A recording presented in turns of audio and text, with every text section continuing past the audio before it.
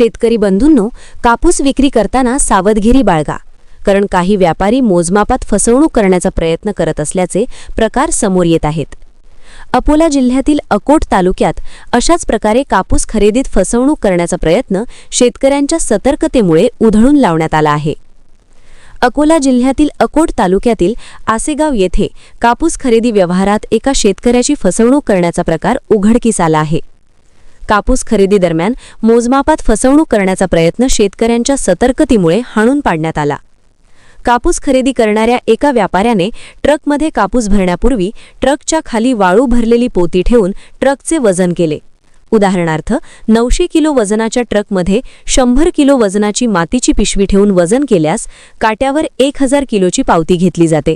त्यानंतर ती माती काढून टाकली जाते आणि शेतकऱ्यांचा कापूस भरून पुन्हा वजन केले जाते। त्यामुळे आधीच्या वजनातील फरकामुळे व्यापाऱ्याला जास्त कापूस मिळतो आणि शेतकऱ्यांची फसवणूक होते। मात्र शेतकरी संदीप धोंडे आणि गावकऱ्यांना संशय आल्याने त्यांनी ट्रकची पाहणी केली असता हा संपूर्ण प्रकार उघडकीस झाला।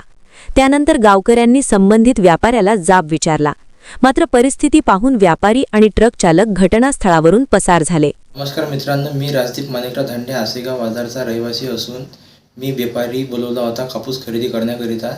तर त्या खाली गाडीचा काटा आम्ही केला होता। त्यावेळेस गाडीमध्ये खालून डस होती, तर खाली गाडीचा काटा केला तर 74-95 असा भरला होता।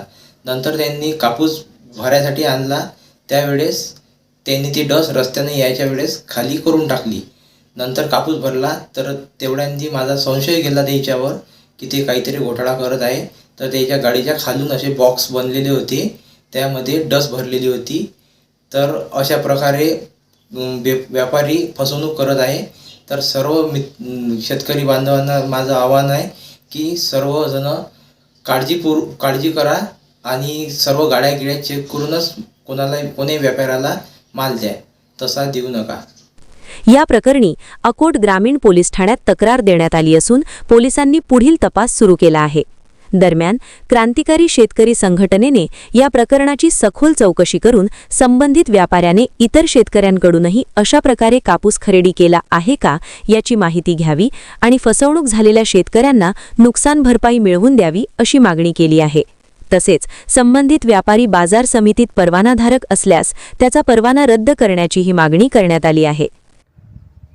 अकोट तालुक्यातनी काल जो प्रकार उघडकीस आला, एका शेतकऱ्याची एका कापूस व्यापाऱ्याने फसवणूक केली।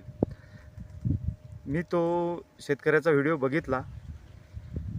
त्या व्यापाऱ्याने त्या गाडीतनी कप्पा बनवून त्याच्यातनी माती किंवा राख अशी साठवलेली होती, जेणेकरून प्लेट काट्यावर नेल्यानंतर खाली गाडीचं वजन जास्त भरावं या उद्देशाने त्याने हे केलं की जेणेकरून आपल्याकडे तो कापूस म्हणजे जास्त घेऊन शेतकऱ्याचा कापूस कमी दाखवण्याचा हा प्रकार आहे। त्यामुळे त्या शेतकऱ्यांची या व्यापाऱ्याने फसवणूक केलेली आहे।